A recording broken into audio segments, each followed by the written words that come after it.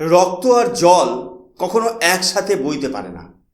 ভারতের এই একটিমাত্র হুঙ্কারে আজ কাঁপছে ইসলামাবাদ। ঠিক 1 বছর আগে শুরু হওয়া অপারেশন সিন্দুর আজ পাকিস্তানকে এমন এক মোড়ে দাঁড় করিয়ে দিয়েছে যেখানে তাদের হাতে জল আছে মাত্র 90 দিনের।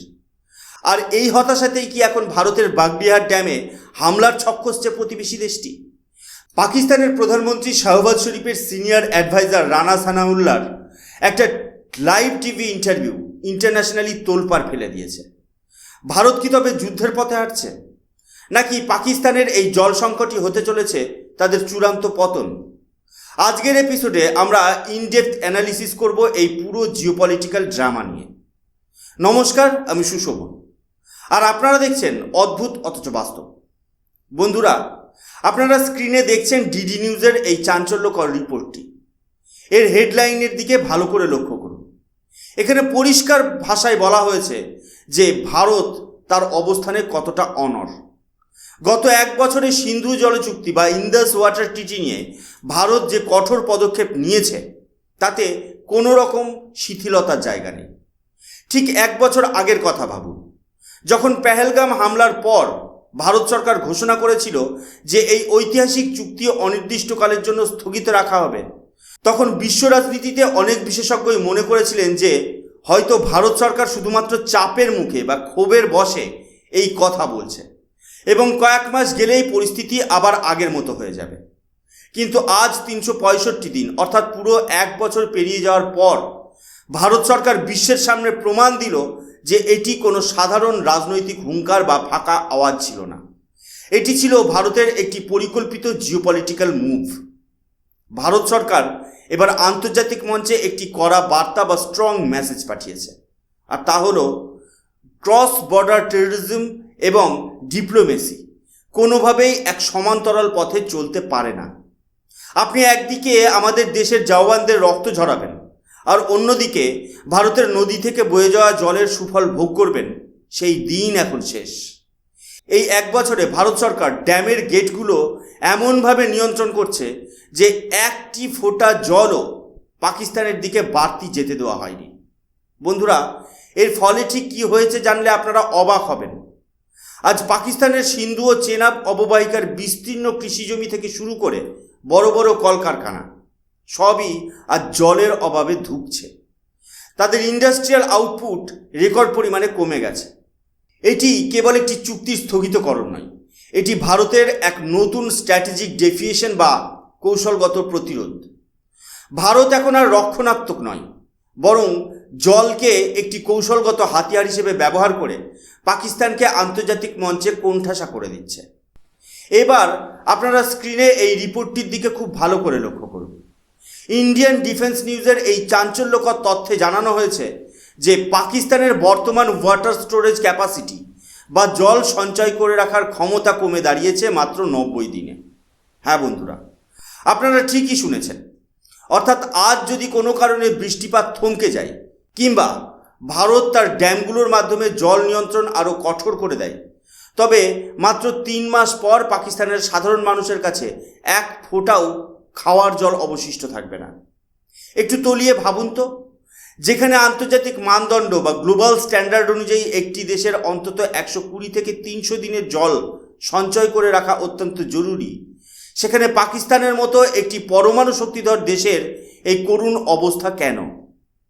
পাকিস্তানের ইন্টারনাল প্ল্যানিং মিনিস্টার একটি কনসালটেশনে নিজেই বড় গলা করে স্বীকার করেছেন যে তাদের ওয়াটার সিকিউরিটি এখন কার্যত লাইফ সাপোর্টে রয়েছে।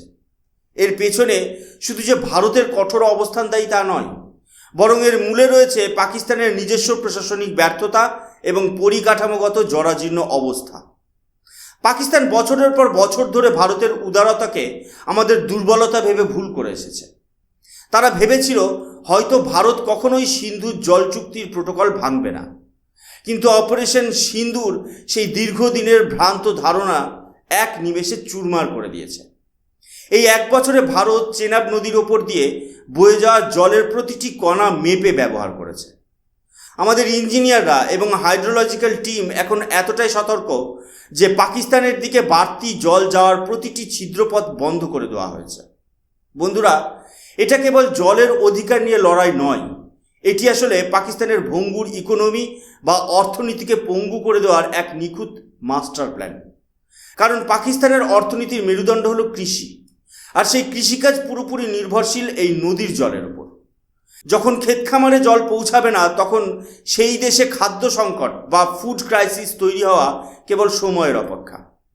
ভারত আজ দেখিয়ে দিয়েছে যে বন্দুকের গুলি না চালিয়েও কিভাবে একটি শত্রু দেশকে ভেতর থেকে দুর্বল করে দেওয়া যায়। বন্ধুরা, কথায় বলে বিপদে পড়লে মানুষ হিতাহিত জ্ঞান হারিয়ে পাগলের মতো আচরণ করে। পাকিস্তানের বর্তমান রাজনৈতিক এবং সামরিক নেতৃত্বের অবস্থা দেখে এখন ঠিক সেটাই মনে হচ্ছে। আপনারা স্ক্রিনে ANI নিউজের যে হেডলাইনটি দেখছেন, সেটি একবার ভালো করে এবং অত্যন্ত মনোযোগ দিয়ে পড়ুন। এখানে স্পষ্ট বলা হয়েছে যে জম্মু কাশ্মীরের রামবান জেলায় অবস্থিত ভারতের অত্যন্ত গুরুত্বপূর্ণ বাগলিহাট ড্যামের প্রতিটি গেট গত 1 বছর ধরে সম্পূর্ণ বন্ধ রাখা হয়েছে। ভারতের এই অনড় অবস্থানে পাকিস্তান কতটা দিশেহারা তা বোঝা যায় তাদের প্রধানমন্ত্রীর সিনিয়র অ্যাডভাইজার রানা সানাউল্লাহর বক্তব্যে। তিনি একটি লাইভ টিভি ইন্টারভিউতে সরাসরি হুমকি দিয়েছেন যে ভারত যদি এই ড্যামের গেট খুলে না দেয় বা জল চুক্তি আগের অবস্থায় ফিরিয়ে না আনে, তবে পাকিস্তান তাদের এই ড্যামে হামলা চালাবে। তিনি ভারতের এই পদক্ষেপকে সরাসরি অ্যাক্ট অফ ওয়ার বা যুদ্ধ ঘোষণার সামিল বলে চিহ্নিত করেছেন। কিন্তু রানা সাহেব হয়তো একটা কথা ভুলে গেছেন। এটি 1948, 1965 বা 1971 সালের সেই পুরনো ভারত নয়। এটি 2026 সালের নিউ ইন্ডিয়া। এই ভারত জানে কিভাবে নিজের অধিকার ছিনিয়ে নিতে হয়।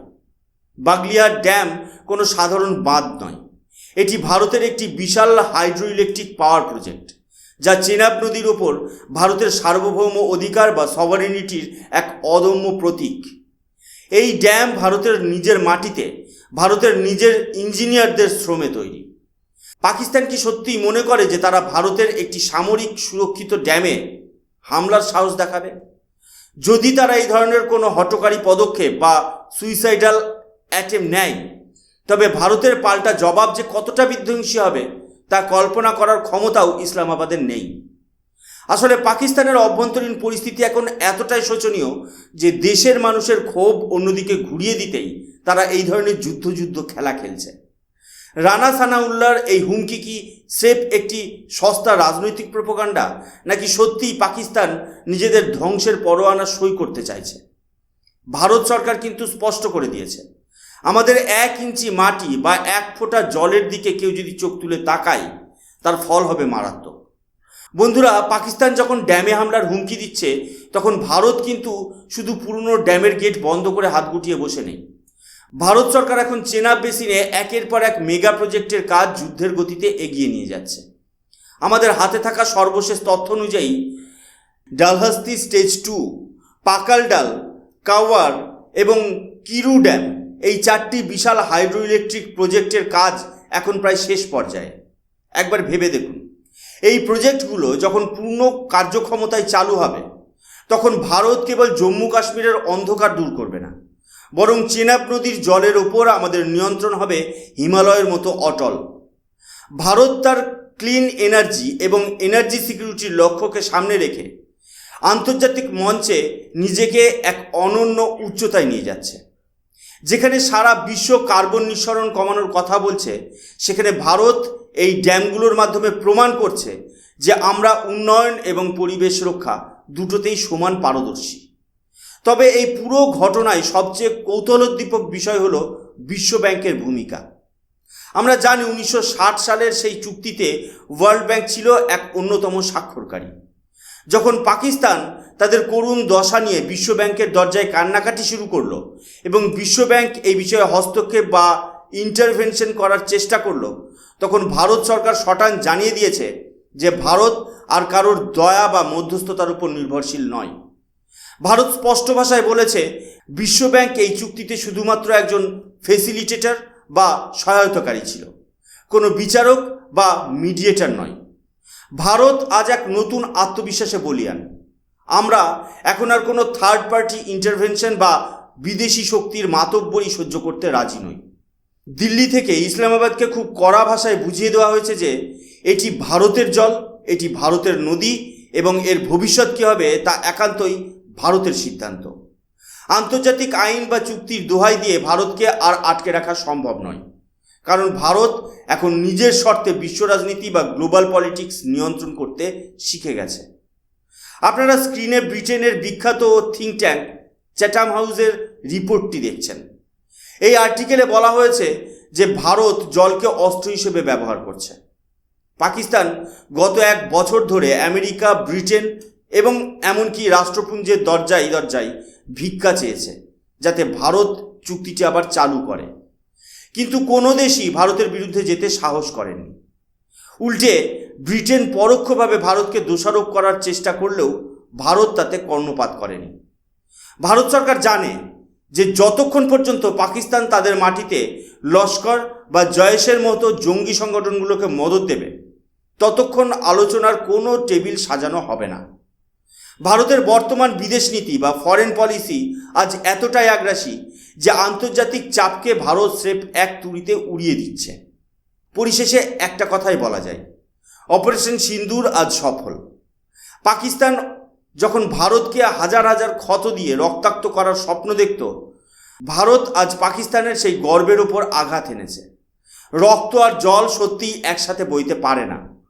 পাকিস্তানের কাছে এখন 2টি পথ খোলা। হয়তো তারা সন্ত্রাসবাদ পুরোপুরি বন্ধ করে ভারতের পায়ে লুটিয়ে পড়ুক, অথবা খরা ও দুর্ভিক্ষের মুখে দাঁড়িয়ে নিজেদের ধ্বংস দেখুক। ভারত আজ তার জাতীয় স্বার্থ বা ন্যাশনাল ইন্টারেস্ট রক্ষায় বদ্ধপরিকর। আমাদের সরকার আজ প্রমাণ করে দিয়েছে যে আমরা শুধু সীমান্তে লড়তে জানি না, আমরা বিপক্ষকে বিনা যুদ্ধেও কীভাবে হাঁটু গেড়ে বসাতে হয় তা জানি। ভারত সরকারের এই ঐতিহাসিক পদক্ষেপ সম্পর্কে আপনাদের মতামত কী? আপনারা কি মনে করেন ভারতের আরও কঠোর হওয়া উচিত ছিল? অবশ্যই কমেন্ট করে জানাবেন। আজকের এই বিশ্লেষণধর্মী ভিডিওটা ভালো লাগলে লাইক করুন এবং বন্ধুদের সাথে শেয়ার করুন। আর আপনি যদি এই চ্যানেলে নতুন হয়ে থাকেন তবে আমাদের চ্যানেলটি সাবস্ক্রাইব করতে ভুলবেন না। আমি সুশোভন, দেখা হবে পরের ভিডিওতে। ততক্ষণ পর্যন্ত ভালো থাকবেন, সুস্থ থাকবেন। জয় হিন্দ, বন্দে মাতরম, ভারত মাতা কি জয়।